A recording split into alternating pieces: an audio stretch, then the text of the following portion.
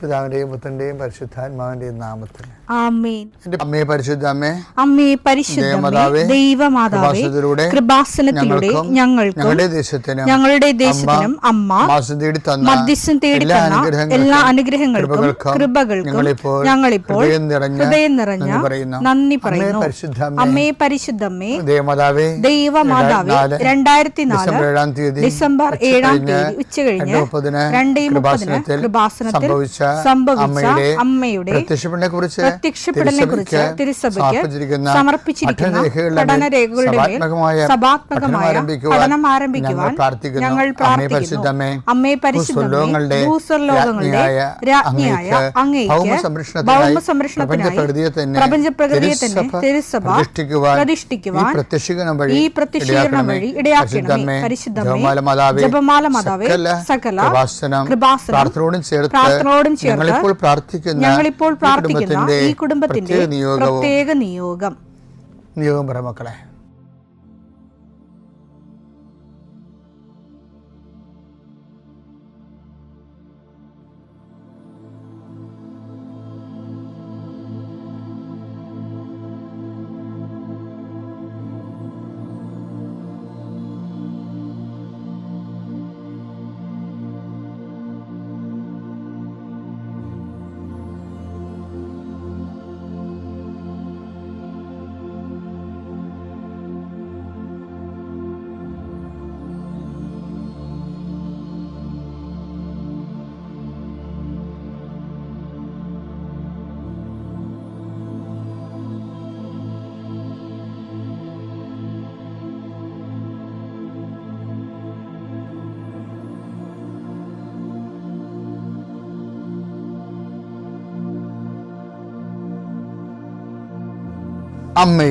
അമ്മയുടെ പ്രത്യക്ഷീകരണത്തിന്റെ ഈ അനുഗ്രഹവേളയിൽ ഞങ്ങൾക്ക് സാധിച്ചു തരുവാൻ കനിയണമേ.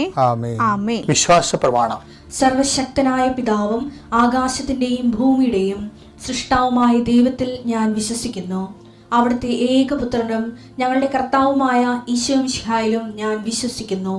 ഈ പുത്രൻ പരിശുദ്ധാത്മാവിനാൽ ഗർഭസ്ഥനായി കന്യകാമറിയത്തിൽ നിന്ന് പിറന്ന് പൊന്തിയോസ് പീലാത്തോസിന്റെ കാലത്ത് പീഡകൾ സഹിച്ച് കുരിശിൽ തറയ്ക്കപ്പെട്ട് മരിച്ച് അടക്കപ്പെട്ട് പാതാളങ്ങളിൽ ഇറങ്ങി മരിച്ചവരുടെ ഇടയിൽ നിന്ന് 3-ാം നാൾ ഉയർത്ത് സ്വർഗത്തിലേക്ക് എഴുന്നള്ളി സർവശക്തിയുള്ള പിതാവായ ദൈവത്തിന്റെ വലതുഭാഗത്തിരിക്കുന്നു. അവിടെ നിന്ന് ജീവിക്കുന്നവരെയും മരിച്ചവരെയും വിധിക്കുവാൻ വരുമെന്നും ഞാൻ വിശ്വസിക്കുന്നു. പരിശുദ്ധാത്മാവിലും ഞാൻ വിശ്വസിക്കുന്നു. വിശുദ്ധ കത്തോലിക്കാ സഭയിലും പുണ്യവാന്മാരുടെ ഐക്യത്തിലും പാപങ്ങളുടെ മോചനത്തിലും ശരീരത്തിന്റെ ഉയർപ്പിലും നിത്യമായ ജീവിതത്തിലും ഞാൻ വിശ്വസിക്കുന്നു. ആമേൻ. സുഖസ്ഥനായ ഞങ്ങളുടെ പിതാവേ, അങ്ങയുടെ നാമം പൂജിതമാകണമേ. അങ്ങയുടെ രാജ്യം വരണമേ.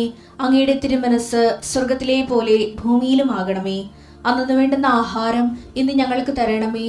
ഞങ്ങളോട് തെറ്റ് ചെയ്യുന്നവരോട് ഞങ്ങൾ ക്ഷമിക്കുന്നത് പോലെ ഞങ്ങളുടെ തെറ്റുകൾ ഞങ്ങളോടും ക്ഷമിക്കണമേ.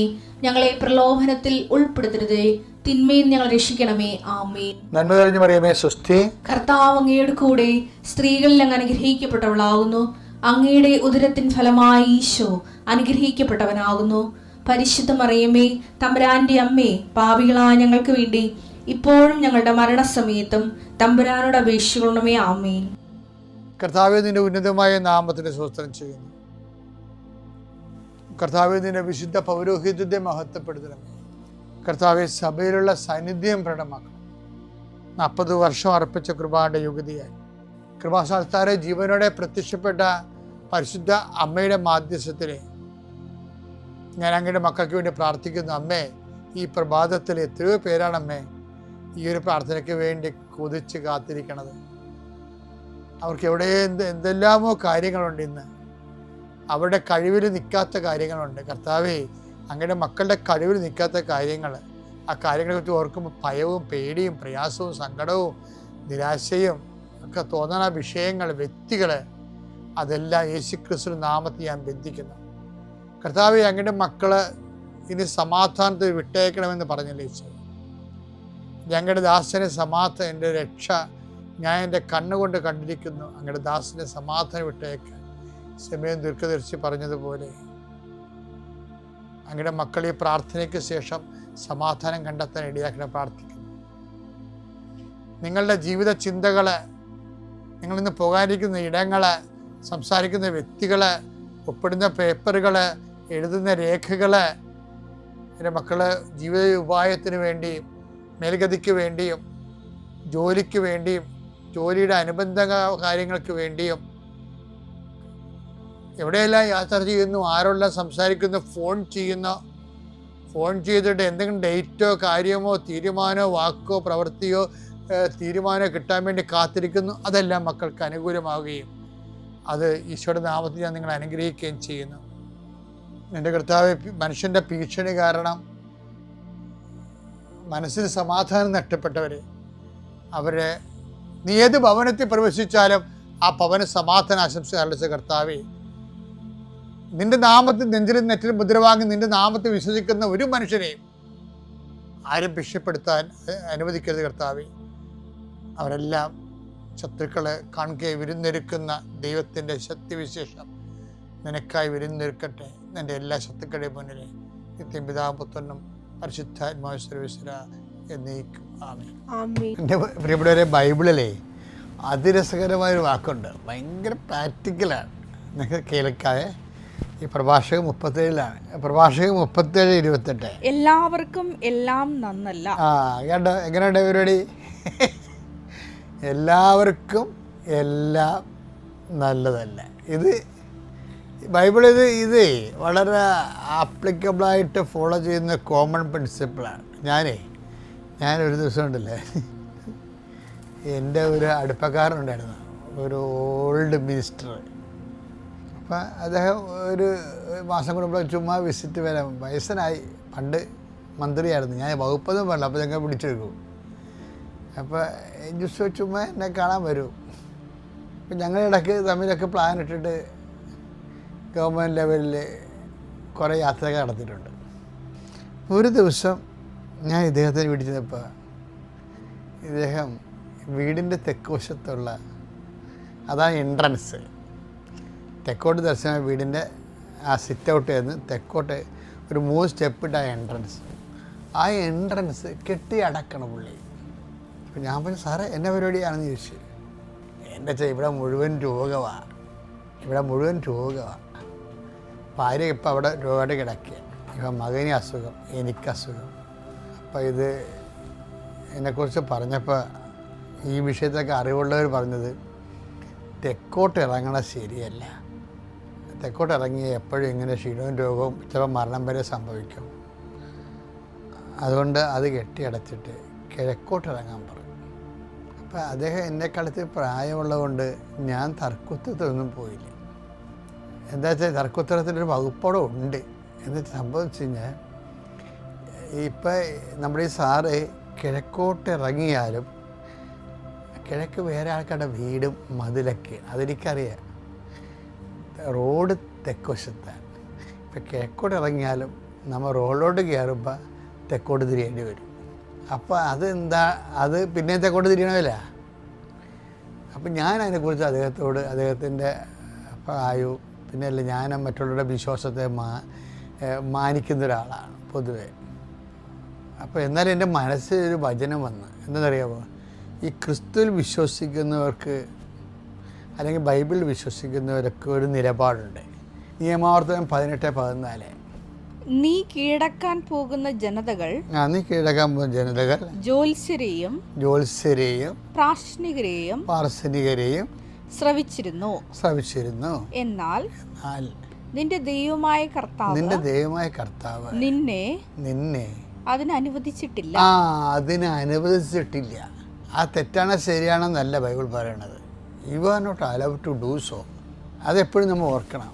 അതായത് നമ്മൾ ക്രിസ്തുവിനെയും ഒരു കൈ പിടിച്ച് പിന്നെ നമ്മുടെ കൂടെ നമ്മുടെ പൊതുസമൂഹത്തിൻ്റെ വിശ്വാസങ്ങളെയും അങ്ങനെ നമുക്ക് പോകാൻ പറ്റത്തില്ല. ഓരോ വിശ്വാസത്തിനും അതിൻ്റേതായിട്ടുള്ള ഐഡൻറ്റിറ്റികളുണ്ട്. അപ്പോൾ നമ്മൾ തന്നെ തീരുമാനിക്കുക നമ്മൾ എവിടെയാണ് നിൽക്കണമെന്നുള്ളതിനെക്കുറിച്ച് ദൈവത്തിരുസന്നിധിയിൽ വ്യക്തത വരുത്തണം. ഇല്ലാത്തവൻ്റെ ഒരു പ്രാർത്ഥനയ്ക്ക് ഒരു പ്രസക്തിയില്ല. അത് വളരെ ഇങ്ങനെ ഇപ്പോൾ ഈ ദിവസങ്ങളിൽ ഞാൻ ഇത് ടൈം എടുക്കാൻ കാരണം, നിന്നെ അത് തെറ്റോ ശരിയാന്നല്ല പ്രശ്നം. അവരുടെ കരുത്ത് കയറാനോ അല്ലെങ്കിൽ അവരെ തിരുത്താനോ മേക്കട്ട് കയറാനോ ഒരു കാര്യമില്ല.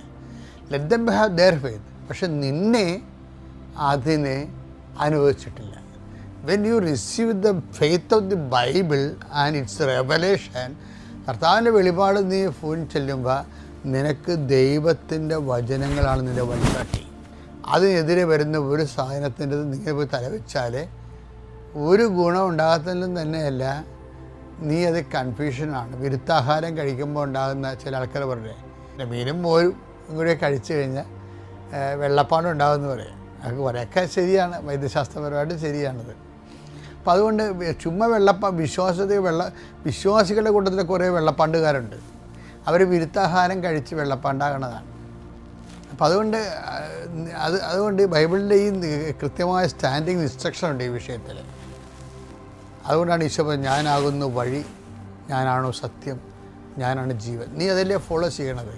അപ്പോൾ അത് തന്നെ ഫോളോ ചെയ്യുമ്പോഴാണ് ഇപ്പം നമ്മൾ ചിലർ പറയുകയല്ലേ, for best result use Eveready battery.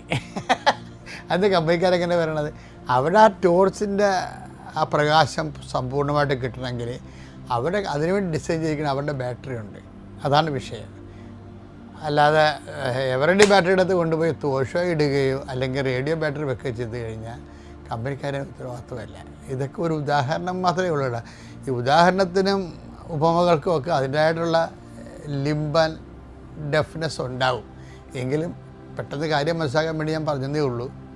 അപ്പോൾ വിശ്വാസത്തിൽ നീ ഷാർപ്പനാവുക. ബാക്കിയുള്ളതെല്ലാം ദൈവത്തിൻ്റെ കയ്യിൽ നിന്നാണ്. ആ ദൈവം നിന്നോട് സത്യസന്ധത പ്രവർത്തിക്കുകയും ചെയ്യും. പിതാവിൻ്റെയും പുത്രൻ്റെയും പരിശുദ്ധാത്മാവിൻ്റെയും നാമത്തിൽ തന്നെ പരിശുദ്ധ അമ്മയ്ക്കും തിരുക്കുമാരനും 1000 നന്ദി. അതായത് എന്നെയും എൻ്റെ കുടുംബത്തിനെയും ഈ സാക്ഷ്യം പറയാനായിട്ട് ഇവിടെ ഒരുക്കിയതിന്. എൻ്റെ പേര് റീന ബാബു. ഞാൻ കൊല്ലം ജില്ലയിലെ പോർട്ടുവല്ലം ഇടവകയിൽ നിന്ന് വരുന്നു. ഇതെൻ്റെ മകൾ റിനി ഷൈൻ. ഇതെൻ്റെ മകളുടെ ഭർത്താവ് ഷൈൻ സോളമൻ, കുഞ്ഞ് കാതറിൻ ലബോറ ഷൈൻ. ഞാൻ ആദ്യമായി ഇവിടെ വന്ന് ഉടമ്പടി എടുക്കുന്നത് 2024 ഓഗസ്റ്റ് 11-ാം തീയതിയാണ്. ഇവിടെ ഈ കൃപാസനത്തെ പറ്റി എനിക്കൊരു വിശ്വാസവുമില്ലായിരുന്നു. അതായത് മാതാവിനെയല്ല, ഞാൻ മാതാവിൽ വിശ്വസിക്കുന്നൊരു വ്യക്തി തന്നെയാണ്. പക്ഷേ ഈ പച്ചത്തിരിയും നീലത്തിരിയും ഇവിടെ കത്തിക്കുന്നതിനോട് എനിക്കൊരു താല്പര്യമില്ലായിരുന്നു.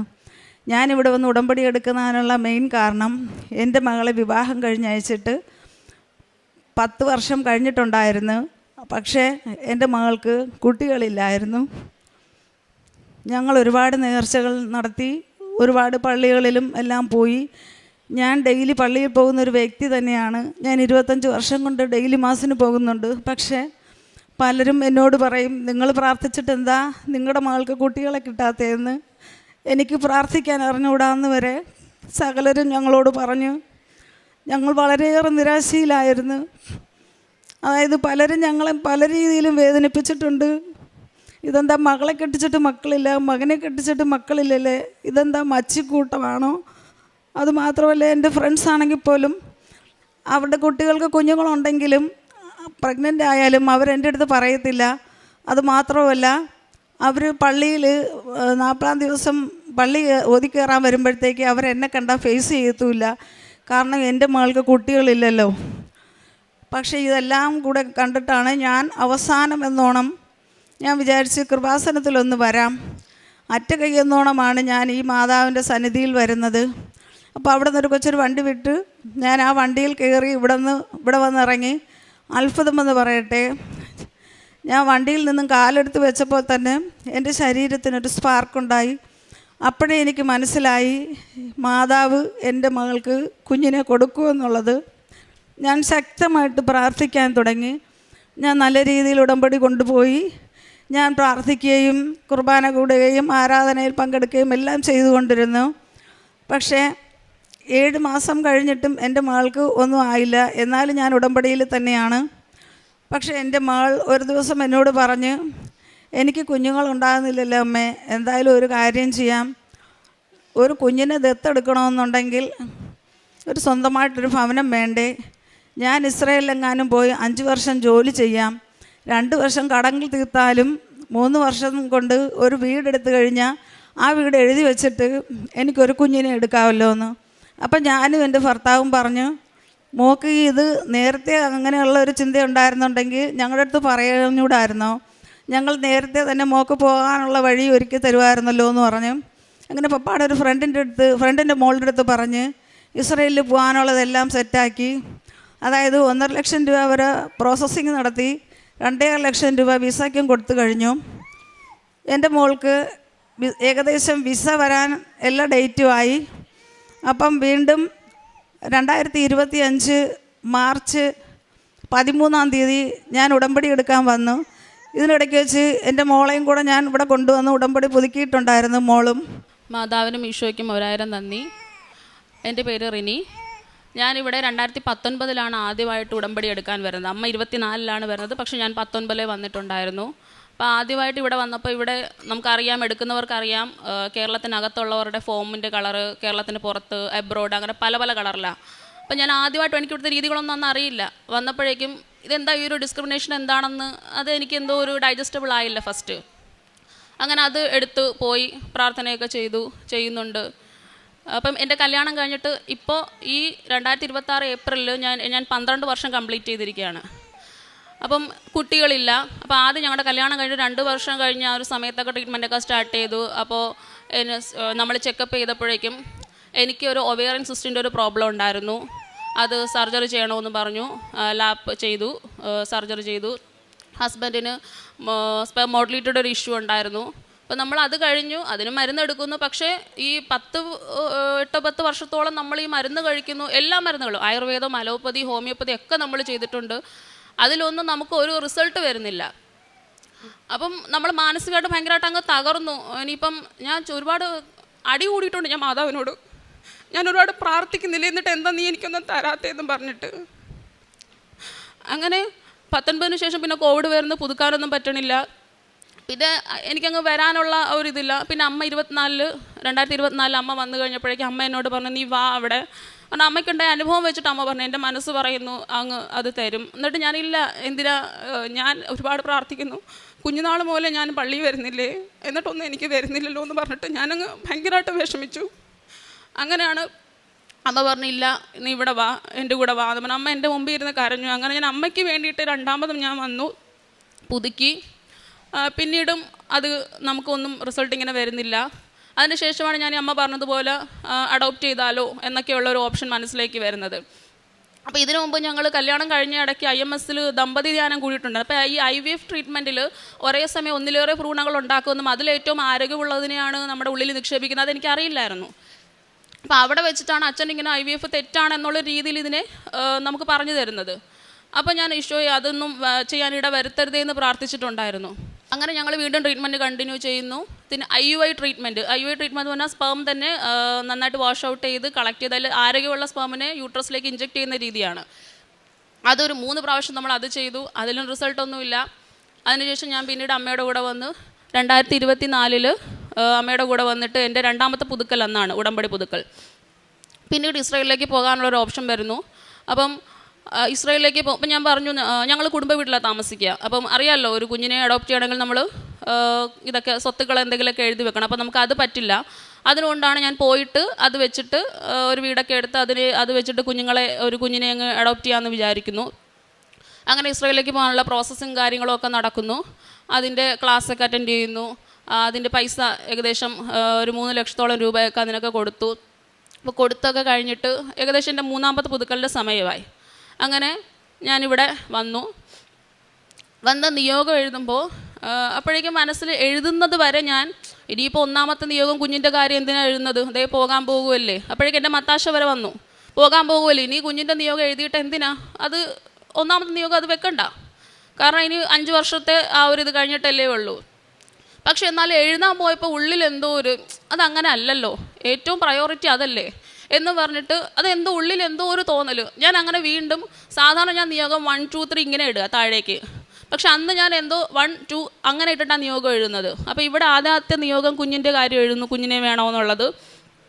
നിയോഗമൊക്കെ എഴുതി വന്നിട്ട് ഇവിടെ തിരുസന്നിധിയിൽ ആ നിയോഗം നമ്മൾ ആ കണ്ടെയ്നറിൽ നമ്മൾ ഇടുമല്ലോ. അപ്പോൾ അതിവിടെ ഇടാൻ നിൽക്കുമ്പോഴേക്കും എനിക്ക് എൻ്റെ കരച്ചിലിനെ എനിക്ക് കൺട്രോൾ ചെയ്യാൻ പറ്റുന്നില്ല. ഞാൻ ഭയങ്കരമായിട്ട് അങ്ങ് വിഷമിച്ച് മാതാവിനോട് ഇങ്ങനെ കരഞ്ഞ് പറയുന്നുണ്ട്, നീ എനിക്ക് കുഞ്ഞിനെ തന്നായിരുന്നെങ്കിൽ ഞാനിങ്ങനെ പോകുമായിരുന്നോ, എന്താ നീ തരാത്തതെന്നൊക്കെ ചോദിച്ചിട്ട്. അപ്പം അന്ന് എനിക്ക് 33 വയസ്സാണ്. ഞാൻ മാതാവിനോട് പറഞ്ഞു, മാതാവ് ഞാൻ 5 വർഷം കഴിഞ്ഞ് വരുമ്പോൾ എനിക്ക് 38 വയസ്സാണ്. അന്ന് നീ സാറായിക്ക് ശക്തി കൊടുത്തതുപോലെ നീ എനിക്ക് തരുമോ, പ്രസവിക്കാൻ ശക്തി തരുമോ എന്നൊക്കെ ചോദിച്ചു. ഞാൻ എനിക്ക് ഒട്ടും എനിക്ക് കൺട്രോൾ ചെയ്യാൻ പറ്റുന്നത്, ഞാൻ ഭയങ്കരമായിട്ടും കരഞ്ഞു. എന്നിട്ട് ഞാനതവിടെ ഇട്ടു. അത് കഴിഞ്ഞ് മാതാവിൻ്റെ മുൻപിൽ വന്ന് ഇവിടെ ഇരിക്കുന്നൊക്കെ വഴിക്കും അച്ഛൻ്റെ പ്രസംഗത്തിൽ അച്ഛൻ പറയുന്നുണ്ടായിരുന്നു, വീടുകളെല്ലാവർക്കും എടുക്കാൻ പറ്റും, കുഞ്ഞുങ്ങളെല്ലാവർക്കും കിട്ടും, നിങ്ങൾക്ക് അസാധ്യമായ കാര്യങ്ങൾ നിങ്ങൾ ദൈവത്തോട് ചോദിക്കുന്നും പറഞ്ഞു. അപ്പം ഞാൻ ഇവിടെ നിന്ന് മാതാവിനോട് പറഞ്ഞു, എനിക്ക് അസാധ്യം ഇതാണ്, എനിക്ക് താമസിക്കാൻ വീടുണ്ട്, എനിക്ക് ജോലിയുണ്ട്, എനിക്ക് ആഹാരം കഴിക്കാൻ പറ്റുന്നുണ്ട്, എനിക്ക് ഇല്ലാത്തതൊരു കുഞ്ഞാണ്, അതെന്തുകൊണ്ട് നീ എനിക്ക് തരുന്നില്ല എന്നും പറഞ്ഞു ഞാനിവിടെ ഭയങ്കരമായിട്ട് കരഞ്ഞു, ഭയങ്കരമായിട്ട് വിഷമിച്ചു. വീട്ടിലേക്ക് പോയി കഴിഞ്ഞ് അത് മാർച്ച് 13 എൻ്റെ 3ാമത്തെ പുതുക്കൽ നടക്കുന്നത്. വീട്ടിലേക്ക് പോയിട്ട് മാർച്ച് 25 ഇതുപോലൊരു ഞായറാഴ്ച ഞാൻ വൈകിട്ട് ഞങ്ങളുടെ ഇടവക പള്ളിയിൽ കുർബാനയ്ക്ക് പോയപ്പോൾ അവിടെ അച്ഛനിങ്ങനെ വിശുദ്ധ കാതറിൻ ലെബോറയുടെ കാര്യങ്ങളൊക്കെ ഇങ്ങനെ പറയുന്നുണ്ടായിരുന്നു. അപ്പോൾ അവിടെ വെച്ചിട്ട്, അപ്പോൾ ഞാൻ കൺസീവ് ആണെന്ന് എനിക്കറിയില്ല, ഞാനിങ്ങനെ മനസ്സിലിങ്ങനെ ചിന്തിച്ചു, മാതാവേ എനിക്കൊരു പെൺകുഞ്ഞിനെ തന്നൂടെ നീ എനിക്ക് തന്നായിരുന്നെങ്കിൽ ഞാൻ ഈ പേരിട്ടങ്ങ് വളർത്തില്ലേ എന്നും പറഞ്ഞു ചുമ്മാ എന്തോ ഒരു തോന്നലിൽ ഞാൻ അവിടെ ഇരുന്ന് പറഞ്ഞു. തിരിച്ചു വന്ന് 27 തീയതി ഞാനും അമ്മയൊക്കെ ആയിട്ട് ഇതുപോലെ പുറത്ത് പോയപ്പോഴേക്കും സാധനമൊക്കെ വാങ്ങാൻ പോയപ്പോഴേക്കും ഞാൻ ഓപ്പോസിറ്റ് ഇതുപോലൊരു മെഡിക്കൽ ഷോപ്പ് കാണുക. മെഡിക്കൽ ഷോപ്പ് കണ്ടപ്പോഴേക്കും ഉള്ളിൽ എന്തോ ഒരു തോന്നൽ, ഒരു കിറ്റ് അങ്ങ് മേടിച്ചു. സാധാരണ എനിക്കിങ്ങനെ ഡേറ്റ് ഇങ്ങനെ ഒരു 1 or 2 days അങ്ങോട്ടും ഇങ്ങോട്ടും മിസ് ഔട്ട് ആയാലും ആദ്യമൊക്കെ ചെക്ക് ചെയ്യുമായിരുന്നു. പിന്നെ അതിനോട് ഒരു 12 വർഷമായിട്ട് ഇത് തന്നെയല്ലേ ചെയ്യുന്നത്, ഒരു 5-6 daysനുള്ളിൽ വീണ്ടും അത് പീരിയഡ്സ് ആകുന്നു, അപ്പോൾ പിന്നെ എന്തിനാണ് ഇതൊക്കെ ചെയ്യുന്നതെന്നൊക്കെ ഉള്ളൊരു തോന്നലുണ്ടായിരുന്നു. പക്ഷെ അന്ന് ഉള്ളിൽ എന്തോ ആരോ ഇരുന്ന് പറയുന്നു, ഒന്ന് മേടിക്ക്, ചെക്ക് ചെയ്തുകൂടെ എന്ന് പറഞ്ഞിട്ട്. അങ്ങനെ ഞാൻ അത് മേടിച്ചു. ഞാൻ ആരോടും പറഞ്ഞില്ല, അമ്മയോട് ആരോടും പറഞ്ഞില്ല. ഞാൻ അത് പോയി വാങ്ങി, പിറ്റേന്ന് ചെക്ക് ചെയ്തു. എനിക്ക് വിശ്വസിക്കാൻ പറ്റിയില്ല, എൻ്റെ 12 വർഷത്തിൽ ഇതുവരെ എനിക്കൊരു മിസ്കാരേജ് വന്നിട്ടില്ല. ചുമ്മാ ഒരു ആശ്വാസത്തിന് പോലും എൻ്റെ ടെസ്റ്റ് കിറ്റിൽ 2 ലൈൻ തെളിഞ്ഞിട്ടില്ല. പക്ഷെ അന്ന് അത്ഭുതമായിട്ട് എൻ്റെ ടെസ്റ്റ് കിറ്റിൽ 2 വര തെളിഞ്ഞു. ഞാൻ പോസിറ്റീവായി പ്രഗ്നൻ്റായി. അത് കഴിഞ്ഞിട്ട് ചെക്കപ്പിന് ചെന്നപ്പോഴേക്കും കുഞ്ഞിന് ഒരു അത്യാവശ്യം മാത്രമേ ആഴ്ചയുടെ വളർച്ചയുണ്ട്, പക്ഷേ ഉള്ളിൽ ഒരു ഇൻറ്റേർണൽ ബ്ലീഡിങ് ഉണ്ട് ചെറുതായിട്ട്. അപ്പോൾ ഡോക്ടർ ബെഡ് റെസ്റ്റ് പറഞ്ഞു. അങ്ങനെ ഞാൻ പിന്നെ നേർച്ച വസ്തുക്കളൊക്കെ ഉപയോഗിച്ച് പ്രാർത്ഥിക്കുമായിരുന്നു. തൈലം കൊണ്ട് കുരിശിടുകയും തേൻ കുടിക്കുകയൊക്കെ ചെയ്യുമായിരുന്നു. അങ്ങനെ നീണ്ട ഒരു 11 വർഷത്തിന് ശേഷം എനിക്ക് മാതാവ് ഒരു കുഞ്ഞിനെ തന്നു. ഈ 2026 ഏപ്രിൽ 28 തീയതി ഞാൻ എൻ്റെ 12ാമത്തെ വിവാഹ വാർഷികം ഞാൻ എൻ്റെ കുഞ്ഞിൻ്റെ കൂടെയാണ് ആഘോഷിച്ചത്. എനിക്ക് ജീവിതത്തിൽ ഒരിക്കലും മറക്കാൻ പറ്റത്തില്ല. അമ്മയോട് എനിക്ക് ഒരുപാട് നന്ദിയുണ്ട് അക്കാര്യത്തിൽ. അപ്പം ഞാനങ്ങനെ തിരിഞ്ഞു നോക്കിയപ്പോൾ എൻ്റെ മകൾ ഈ 1ാമത്തെ ഓപ്ഷൻ കുഞ്ഞുങ്ങൾക്ക് വേണ്ടിയിട്ടാണ് എഴുതിയിരിക്കുന്നത്. അപ്പം ഞാൻ മോളുടെ അടുത്ത് ചോദിച്ചു, ഞാൻ 1ാമത്തെ ഓപ്ഷൻ മോളുടെ ഇസ്രയേലിൽ പോക്ക് ശരിയാകുന്നതിലേക്ക് വേണ്ടിയിട്ടാണ്. അപ്പം ഞാൻ ചോദിച്ചു, മോൾ എന്തിനാണ് ഈ 1ാമത്തെ ഓപ്ഷൻ ഈ വാവയ്ക്ക് വേണ്ടി വെച്ചേക്കുന്നത്, നീ പോകാൻ പോകുമല്ലേ എന്ന് പറഞ്ഞ്. അപ്പം എൻ്റെ മോൾ എന്നോട് പറഞ്ഞ്, അമ്മ ഞാൻ ഇതിന് വേണ്ടിയിട്ടല്ലേ പോകാൻ പോകുന്നത്, എനിക്കൊരു കുഞ്ഞിനെ കിട്ടിക്കഴിഞ്ഞാൽ ഇതെനിക്കൊന്നുമല്ല എന്ന് പറഞ്ഞു. അപ്പം ഞാൻ വീണ്ടും വീട്ടിൽ വന്നിട്ട് ഞാൻ അവിടെ ഇരുന്ന് ഒരുപാട് കരഞ്ഞു. വീട്ടിൽ വന്ന് ഒത്തിരി ശക്തമായിട്ട് ഞാൻ വീണ്ടും തുടർച്ചയായിട്ട് പ്രാർത്ഥിക്കാൻ തുടങ്ങി. രാത്രിയും പകലും എല്ലാം പ്രാർത്ഥിക്കാൻ തുടങ്ങി. അതായത് എൻ്റെ മോനും വൈഫും സ്ഥലത്തില്ല, അവർ കാനഡയിലാണ്. എൻ്റെ മോളും കൂടെ ദൂരസ്ഥലത്ത് പോയി കഴിഞ്ഞാൽ പിന്നെ ഞാനും എൻ്റെ ഭർത്താവും ഒറ്റയ്ക്കല്ലേ ഉള്ളൂ, ഞങ്ങൾക്ക് ആരുമില്ലല്ലോ. എൻ്റെ മകൾക്കൊരു കുഞ്ഞിനെ കൊടുത്തിരുന്നു എന്നുണ്ടെങ്കിൽ എൻ്റെ മകൾ ഇത്രയും ദൂരത്ത് പോകത്തില്ലായിരുന്നല്ലോ, ഞങ്ങൾ പലരിൽ നിന്ന് ആക്ഷേപങ്ങൾ സ്വീകരിക്കുന്നതല്ലേ എന്ന് പറഞ്ഞിട്ട് ഒത്തിരി പ്രാർത്ഥിച്ചു.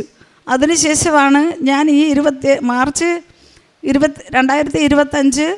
27 തീയതി പള്ളിയിൽ നിന്ന് വന്നപ്പോഴത്തേക്ക് എൻ്റെ മോൾ എൻ്റെ നേരെ കാർഡെടുത്ത് നീട്ടിക്കൊണ്ട് നിൽക്കുന്നത്, പിങ്ക് 2 വരെയുള്ളൊരു കാർഡുമായിട്ട്. അപ്പം എൻ്റെ സന്തോഷത്തിന് അതിരില്ലായിരുന്നു. ഞാൻ പരിശുദ്ധ അമ്മേനെയും കൃപാസന അമ്മേനെയും കെട്ടിപ്പിടിച്ച് ഞാൻ വലിയ വായിൽ നിലവിളിച്ചു. അതേപോലെ എൻ്റെ മോളെയും കെട്ടിപ്പിടിച്ച് ഞാൻ കരയുകയുണ്ടായി. അതിനുശേഷം ആ 9 മാസം കഴിഞ്ഞ് 2 ആഴ്ചയും കഴിഞ്ഞ്, അതായത് നവംബർ 15 തീയതി മോളെ ചെക്കപ്പിന് പോകേണ്ടുന്ന ദിവസമായിരുന്നു.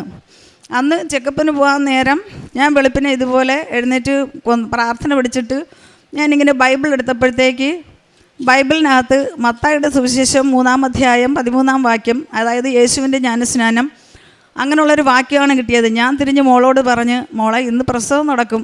അപ്പം കൊച്ചെൻ്റെ അടുത്ത് ചോദിച്ചു, അമ്മ എന്താ അങ്ങനെ പറയുന്നത്, നമ്മളിന്ന് ചെക്കപ്പിനല്ലേ പോകുന്നതെന്ന് പറഞ്ഞു. അപ്പം ഞാൻ പറഞ്ഞില്ല, വചനം വെളിപ്പെടുത്തി തന്നിരിക്കുകയാണ്, ഇന്ന് പ്രസവം നടക്കുമെന്നാണ് പറഞ്ഞതെന്ന് പറയുന്നത്. അങ്ങനെ ഞങ്ങൾ ഒരൊരുക്കവുമില്ല, വെറുതെ ചെക്കപ്പിന് വേണ്ടിയിട്ട് ഹോസ്പിറ്റലിൽ ഞാനും മോളും മാത്രം പോയതാണ്. അപ്പോൾ അവിടെ ചെന്നപ്പോഴത്തേക്ക് ഡോക്ടർ മോളെ ലേബർ റൂമിൽ കൊണ്ടുപോയി ചെക്കപ്പൊക്കെ ചെയ്തിട്ട് പുറത്ത് വന്നിട്ട് പറഞ്ഞ്, നമുക്ക് ഇന്നിപ്പോൾ ശനിയാഴ്ചയല്ലേ, നിങ്ങൾ ഇവിടെ തന്നെ അങ്ങ് അഡ്മിറ്റ് ആകുക, ഞായറാഴ്ചയും കഴിഞ്ഞിട്ട് തിങ്കളാഴ്ച നമുക്ക് സിസേറിയൻ ചെയ്യാമെന്ന് പറഞ്ഞു. അപ്പം ഞാൻ മോള് ലേബർ റൂമിനായിരുന്നപ്പോൾ തന്നെ ഞാൻ ഒത്തിരിയേറെ അവിടെ ഇരുന്ന് പ്രത്യക്ഷീകരണ കൊന്ത പിടിച്ച് ഞാൻ പ്രാർത്ഥിച്ചു. അവിടെ ഒരു മാതാവിൻ്റെ ഒരു രൂപമുണ്ട്. ഞാൻ മാതാവിനോട് പറഞ്ഞു, മാതാവേ, അമ്മ എനിക്ക് ഞാനിന്ന് ബൈബിൾ എടുത്തപ്പോഴത്തേക്ക് എനിക്ക് വെളിപ്പെടുത്തി തന്നത് ഇന്ന് പ്രസവം നടക്കുമെന്നാണല്ലോ, പക്ഷേ ഡോക്ടർ എന്തുകൊണ്ടാണ് ഇങ്ങനെ പറയുന്നതെന്ന് പറഞ്ഞിട്ട് ഞാൻ ഒത്തിരി പ്രാർത്ഥിച്ചു അവിടെ ഇരുന്ന്. അതിനുശേഷം അത്ഭുതമെന്ന് പറയട്ടെ, അതിന് മുമ്പേ ആദ്യം ഡോക്ടർ വന്ന് എന്നോട് പറഞ്ഞത്, അനസ്തേഷ്യ ഡോക്ടറേയും പോയി കഴിഞ്ഞ് പീഡിയാട്രീഷ്യനും പോയി കഴിഞ്ഞ്, അതുകൊണ്ട് ഇനിയിപ്പം ഡെലിവറി നടക്കാൻ സിസേറിയൻ ചെയ്യാൻ പറ്റത്തില്ലെന്നാണ് പറഞ്ഞത്. അതിനുശേഷം ഞാനിങ്ങനെ പ്രാർത്ഥിച്ചതിന് ശേഷം വീണ്ടും ഡോക്ടർ എന്നെ വിളിച്ചിട്ട് പറഞ്ഞ്, അതായത് ഇന്ന് വൈകിട്ട് 6 മണിക്ക് റിനീഷൻ്റെ സിസേറിയനാന്ന് പറഞ്ഞു. എനിക്ക് വിശ്വസിക്കാൻ പറ്റിയില്ല. അതായത് എൻ്റെ കൃപാസന അമ്മ അവിടെ എനിക്ക് വീണ്ടും അത്ഭുതം പ്രവർത്തിച്ചു തന്ന് വചനത്തിലൂടെ കാണിച്ചു തന്നത് തന്നെയാണ് ഡോക്ടറെ കൊണ്ട് പറയിപ്പിച്ചതും. അങ്ങനെ എനിക്ക് സുഖം ആരോഗ്യമുള്ള എൻ്റെ മകൾക്കൊരു കുഞ്ഞിനെ നൽകി അനുഗ്രഹിച്ചു. അതുമാത്രമല്ല, കുഞ്ഞു വാവയുടെ 28-ൻ്റെ അന്ന് ഞങ്ങൾ വൈകിട്ട് 3 മണിക്കായിരുന്നു ആ നൂലുകെട്ട് ചടങ്ങ് വെച്ചിരുന്നത്. പക്ഷേ രാവിലെ ആയപ്പോഴത്തേക്ക് ഞാൻ നോക്കിയപ്പം എൻ്റെ ബാക്ക് സൈഡിൽ കൂടി ഒരു വെള്ളപ്രാവ് ഇങ്ങനെ എൻ്റെ ബാക്ക് ഗേറ്റിൻ്റെ കെട്ടിൻ്റെ അകത്ത് നിൽക്കുന്നത് ഞാൻ കണ്ട്. ഞാൻ മോളുടെ അടുത്ത് വന്നിട്ട് പറഞ്ഞ്, മോളെ എല്ലാം ശുഭമാണെന്ന് തോന്നുന്നെന്ന് പറഞ്ഞു. അപ്പോൾ കൊച്ചു ചോദിച്ചു, അതെന്താ അമ്മയെന്ന് ചോദിച്ചു. അപ്പോൾ ഞാൻ പിന്നെ കൃപാസന അമ്മയാന്ന് തോന്നുന്നു, നമ്മുടെ ബാക്ക് സൈഡിൽ ഒരു വെള്ളപ്രാവിൻ്റെ രൂപത്തിൽ വന്ന് നിൽക്കുന്നെന്ന് പറഞ്ഞു. മോളുടെ അടുത്ത് റൂമിൽ ഇതും പറഞ്ഞിട്ട് ഞാൻ ഇങ്ങോട്ട് തിരിഞ്ഞ് വന്നപ്പോഴത്തേക്ക് ഈ പ്രാവ് ബാക്കിൽ കൂടെ എൻ്റെ വീട്ടിൻ്റെ അകത്തോട് കയറി ഫ്രണ്ട് ഡോറിൻ്റെ അവിടെ വന്നിട്ട് അവിടെ നിന്ന് തിരിച്ച് എങ്ങോട്ട് പോയി എന്ന് എനിക്കറിയത്തില്ല. ഞാൻ ഇന്നും വിശ്വസിക്കുന്നത് കൃപാസന അമ്മയാണ് പ്രാവിൻ്റെ രൂപത്തിൽ എൻ്റെ വീട്ടിൽ വന്നതെന്നുള്ളതാണ്. അങ്ങനെ എൻ്റെ മകൾക്ക് ഒരു കുഞ്ഞിനെ നൽകി അനുഗ്രഹിച്ച പരിശുദ്ധ അമ്മയ്ക്ക് 1000 നന്ദി. അടുത്തത്, എൻ്റെ കുഴൽക്കിണറിനകത്ത് 5-6 ലിറ്റർ വെള്ളം ഒഴിച്ച് അല്ലാതെ എനിക്ക് മോട്ടറിടാൻ പറ്റത്തില്ല. അതായത് ഒരു 10 വർഷം കൊണ്ട് എൻ്റെ കിണർ അങ്ങനെയാണ്. പലരെയും വിളിച്ച് ശരിയാക്കിയെങ്കിലും അതൊരു വിധത്തിലും ശരിയാകത്തില്ല. അപ്പം ഞാനിങ്ങനെ പല സാക്ഷ്യങ്ങളും കേൾക്കുന്നുണ്ട്. ഈ ഉപ്പിട്ട് പ്രാർത്ഥിക്കുമ്പോഴത്തേക്ക് അവർക്ക് വെള്ളം തെളിഞ്ഞ് കിട്ടുന്നു, വെള്ളം നല്ലതായി വരുന്നെന്നൊക്കെ. അപ്പം ഞാനും വിചാരിച്ച് എനിക്ക് എന്തുകൊണ്ട് അങ്ങനെ പ്രാർത്ഥിച്ചുകൂടാ. അങ്ങനെ ഞാൻ പിന്നെ ഒരു കൃപാസനം പത്രം ആ കിണറിൻ്റെ അവിടെ കൊണ്ട് വെക്കുകയും എന്നിട്ട് വിശ്വാസ പ്രമാണം പഠിച്ച് ഉപ്പിട്ട് ഞാൻ എല്ലാ ദിവസവും പ്രാർത്ഥിക്കുമായിരുന്നു. അങ്ങനെ 5 ലിറ്റർ വെള്ളം ഒഴിച്ചുകൊണ്ടിരുന്ന സ്ഥാനത്ത് ഒരു ദിവസം ആയപ്പോഴത്തേക്ക് വെറും 1 ഗ്ലാസ് വെള്ളം ഒഴിക്കേണ്ടിയേ വന്നുള്ളൂ. അപ്പം ഞാൻ 1 ഗ്ലാസ് വെള്ളമല്ലേ ഒഴിക്കാൻ പറ്റുള്ളൂ. അപ്പോൾ എന്തായാലും ഇന്ന് നമുക്ക് മോട്ടറിട്ട് നോക്കാമെന്ന് പറഞ്ഞു. ഞാൻ മോട്ടറിട്ടതിന് ശേഷം ആ കുഴൽക്കിണറ്റിൽ നിന്ന് വെള്ളം നിറഞ്ഞ് തുളുമ്പിയിട്ട് ഇന്ന് വരെയും ഞാൻ അതിനുശേഷം വീണ്ടും ഞാൻ ഒരു തുള്ളി വെള്ളം പോലും കിണറ്റിനകത്ത് ഒഴിച്ചിട്ടില്ല. എല്ലാ ദിവസവും മോട്ടറിടാതെ തന്നെയാണ് എനിക്കിഷ്ടം പോലെ വെള്ളം കിണറ്റിനകത്തു നിന്ന് കിട്ടുന്നുണ്ട്. എൻ്റെ കാരുണ്യ പ്രവൃത്തികളെന്ന് പറഞ്ഞു കഴിഞ്ഞാൽ ഒത്തിരി രോഗികൾക്ക് എന്നാൽ കഴിവുള്ള വിധത്തിൽ ഞാൻ പല രീതിയിലും സഹായിക്കുന്നുണ്ട്. അതുമാത്രമല്ല, ഞങ്ങൾക്കൊരു കൂട്ടായ്മയുണ്ട്. അത് 10-20 എത്രയോ പേര് ഉണ്ട്. ഞങ്ങളെല്ലാവരും കൂടെ പൈസ എടുത്ത് ഞങ്ങൾ ഒന്നുകിൽ വൃദ്ധസദനങ്ങളിൽ അവർക്ക് ഡ്രസ്സ് മേടിച്ച് കൊടുക്കുകയോ അല്ലെങ്കിൽ അവർക്ക് ഫുഡ് മേടിച്ച് കൊടുക്കുകയോ ചെയ്യും. അല്ല എന്നുണ്ടെങ്കിൽ ഇപ്പോൾ പിന്നെ ക്യാൻസർ രോഗികൾക്കും സുഖമില്ലാത്ത രോഗികൾക്കാണ് ഞങ്ങൾ കളക്ട് ചെയ്ത് പൈസ കൊടുക്കുന്നത്.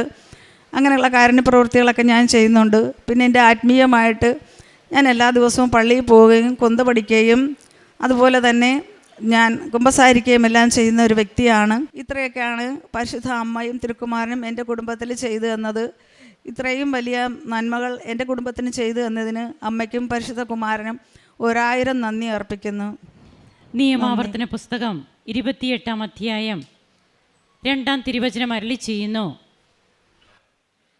അവിടുത്തെ വചനം ശ്രവിച്ചാൽ അവിടുന്ന് ഈ അനുഗ്രഹങ്ങളെല്ലാം നിൻ്റെ മേൽ ചൊരിയും. നഗരത്തിലും വയലിലും നീ അനുഗ്രഹീതനായിരിക്കും. നിൻ്റെ സന്തതികളും വിളവുകളും മൃഗങ്ങളും കന്നുകാലിക്കൂട്ടവും ആട്ടിൻപറ്റവും അനുഗ്രഹിക്കപ്പെടും. നിൻ്റെ അപ്പക്കുട്ടയും മാവ് കുഴയ്ക്കുന്ന കലവും അനുഗ്രഹിക്കപ്പെടും. സകല പ്രവൃത്തികളിലും നീ അനുഗ്രഹീതനായിരിക്കും. റീന ബാബു, തൻ്റെ മകളും കുടുംബവുമായി വന്ന് സാക്ഷ്യം പങ്കുവയ്ക്കുന്നു. ഏകദേശം 12 വർഷത്തോളമായി തൻ്റെ മകൾക്ക് കുഞ്ഞുങ്ങളില്ല.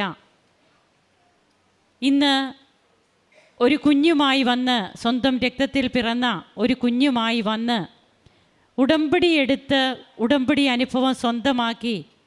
നാം എല്ലാം കേട്ട് കഴിഞ്ഞതാണ്, ഇനി അത് റിപ്പീറ്റ് ചെയ്യേണ്ട കാര്യമില്ല. കുഞ്ഞില്ലാത്തത് കൊണ്ട് കുഞ്ഞിനെ ദത്തെടുക്കാൻ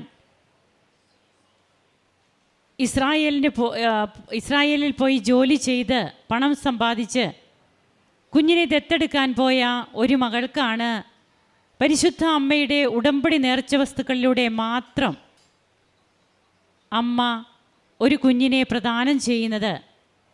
അപ്പോൾ പ്രിയപ്പെട്ടവരെ, നാം കേട്ട തിരുവചനം പോലെ സകല പ്രവൃത്തികളിലും നീ അനുഗ്രഹീതനാകും എന്നാണ് തിരുവചനം നമ്മോട് അരുളി ചെയ്യുന്നത്. സന്തതികളും വിളവുകളും മൃഗങ്ങളും കന്നുകാലിക്കൂട്ടവും എല്ലാം നമുക്ക് നൽകപ്പെടുമെന്ന് തിരുവചനം പറയുന്നുണ്ട്. അതുകൊണ്ട് തന്നെ ഒന്നിനെക്കുറിച്ചും അത് എത്ര വർഷം കഴിഞ്ഞാലും സാറായുടെ വന്ധ്യമായ ഉദരത്തെ നീ അനുഗ്രഹീതമാക്കിയില്ലേ, എനിക്കൊരു കുഞ്ഞിനെ നിനക്ക് തന്നുകൂടെ എന്ന് ഈ മകള് ഉള്ളു നൊന്ത് അമ്മയോട് പറഞ്ഞിട്ട് ഇവിടുന്ന് പോകുമ്പോൾ അമ്മ കൈവിടുന്നില്ല. എല്ലാ ട്രീറ്റ്മെൻറ്റും ചെയ്തവരാണ്, IVF മാത്രം ചെയ്തില്ല. ആ പാപം നീ എന്നെക്കൊണ്ട് ചെയ്യിക്കരുതേ എന്നാണ് തൻ്റെ മകള്, അതായത് ഈ കുഞ്ഞിനെ ലഭിച്ച ആ മകള് പ്രാർത്ഥിക്കുന്നത്.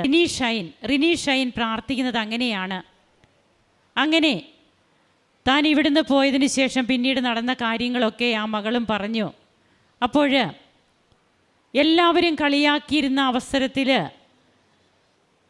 താൻ എന്താണ് ദൈവത്തിൻ്റെ മുമ്പിൽ പുലമ്പുന്നതെന്ന് ഹന്നായ്ക്ക് അറിയില്ലായിരുന്നു. ഹന്ന മത്ത് പിടിച്ചതുപോലെ പുലമ്പിക്കൊണ്ടിരുന്നു. ഏലി പ്രവാചകൻ ഓർത്തു ഹന്ന മദ്യപിച്ചിട്ട് എന്തൊക്കെയോ പുലമ്പുകയാണെന്ന്. എന്നാൽ എന്നെ ഒരു മദ്യപിച്ചവളായി കാണരുതേ, ഞാൻ ദൈവസന്നിധിയിൽ എൻ്റെ ഹൃദയവിചാര വികാരങ്ങൾ പങ്കുവയ്ക്കുകയാണെന്നാണ് ഹന്ന ഏലി പ്രവാചകനോട് പറയുക. വാക്കുകളിൽ ബൈബിളിലൂടെ നാം കടന്നു പോകുമ്പോൾ നമുക്ക് കാണുവാൻ കഴിയും. ഒരു വേദനിച്ച ഹൃദയത്തോടെ ഈ അമ്മയും മകളും ദൈവത്തെ വിളിച്ച് കരയുമ്പോൾ ദൈവം താണിറങ്ങി വരുന്നു. അമ്മ ഈശോയോട് പറഞ്ഞ് എങ്ങനെയാണ് ഇന്ന് ഒരു കുഞ്ഞുമായിട്ട് ഇവിടെ നിൽക്കുവാൻ, അതും മാതാവിൻ്റെ മംഗളവാർത്ത തിരുനാളിൽ മാർച്ച് 25 മാതാവിൻ്റെ മംഗളവാർത്ത തിരുനാളാണ്. അതുപോലെ തന്നെ കാതറിൻ ലബോറ എന്ന വിശുദ്ധയുടെ തിരുനാളുമാണ്. കാതറിൻ ലബോറ ഒരു നൊവിസായിരുന്നു. ഒരു നൊവിസായിരിക്കുമ്പോൾ തന്നെ മരിച്ച വ്യക്തിയാണ് കാതറിൻ ലബോറ. അത്ഭുത കാശരൂപം, മിറക്കുലസ് മെഡൽ, അത് പരിശുദ്ധ അമ്മ കൊടുക്കുന്നത് കാതറിൻ ലബോറയ്ക്കാണ്. അപ്പോൾ ഇതൊന്നും ഇവർക്കറിയില്ല. എന്നാൽ ഇന്നിപ്പോൾ ഇവരിത് പങ്കുവെച്ചപ്പോൾ സിസ്റ്റർ അതെല്ലാം ഓർക്കുകയാണ്. അങ്ങനെ അത്ഭുത മെഡൽ, മാതാവിൻ്റെ അത്ഭുത മെഡൽ, മിറക്കുലസ് മെഡൽ, അത് മാതാവ് കൊടുത്തത് കാതറിൻ ലബോറയ്ക്കാണ്. തൻ്റെ കുഞ്ഞിന് ആ പേരിടാം, എനിക്കൊരു കുഞ്ഞിനെ, ഒരു പെൺകുഞ്ഞിനെ നിനക്ക് തന്നുകൂടെ എന്നൊക്കെ റിനി അവിടെ പള്ളിയിൽ പോയി നിന്ന് റിനി ഷൈൻ പ്രാർത്ഥിക്കുന്നുണ്ട്. ഒന്നും അറിയാതെയാണ് ആ മകൾ ഇതൊക്കെ പ്രാർത്ഥിക്കുന്നത്. എന്നാൽ സ്വർഗത്തിൻ്റെ ദൂതയായ അമ്മയ്ക്ക് ഇതെല്ലാം അറിയാമായിരുന്നു. സ്വർഗം പറഞ്ഞതൊക്കെ ചെയ്ത അമ്മ, ആ അമ്മയുടെ പ്രാർത്ഥന ദൈവപിതാവിനെ നിരസിക്കാനാവില്ല. നമുക്കും പ്രത്യാശയുള്ളവരാകാം, യാതൊന്നുകൊണ്ടും പേടിക്കേണ്ടെന്നേ. അമ്മ കൂടെയുണ്ട്. ഉടമ്പടിയിൽ വിശ്വസ്തരായിരിക്കുക, വിശുദ്ധിയോടെ ജീവിക്കാൻ പരിശ്രമിക്കുക. കാരുണ്യ പ്രവർത്തനങ്ങൾ, പ്രേക്ഷിത പ്രവർത്തനം, അത് ജീവിതത്തിൽ ഒരിക്കലും നിർത്താതെ ചെയ്തുകൊണ്ടിരിക്കുക. അമ്മ നമ്മെ അനുഗ്രഹിക്കും. ഈശോ നമ്മുടെ മേൽ കരുണ ചൊരിയും. നമുക്ക് കരങ്ങളടിച്ച് ഈ കുടുംബത്തോടൊപ്പം ദൈവത്തെ മഹത്വപ്പെടുത്താം. യേശുവേ നന്ദി. യേശു